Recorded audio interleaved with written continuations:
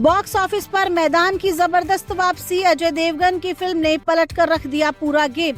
मैदान को रिलीज हुए 18 दिन हो गए हैं और अभी तक इस फिल्म ने 40 करोड़ से ज्यादा की कमाई कर ली है। हालांकि बीच में फिल्म की कमाई कुछ सुस्त जरूर हुई, लेकिन अब इस वीकेंड पर फिर से इसमें अच्छा इजाफा देखने को मिला है। अजय देवगन की फिल्म ने बॉक्स ऑफिस पर फिर से जबरदस्त वापसी की है। 34 फ्लॉप देने वाले इस एक्टर की अक्षय कुमार की वेलकम टू जंगल में हुई एंट्री। अक्षय कुमार इसी साल दिसंबर में वेलकम की तीसरी किश्त वेलकम टू जंगल लेकर आने वाले हैं। इस फिल्म में संजय दत्त, रवीना टंडन जैसे और भी कई बड़े सितारे हैं। अब इस फिल्म में एक और एक्टर आफ्ताब शिवदासानी की एंट्री हुई है।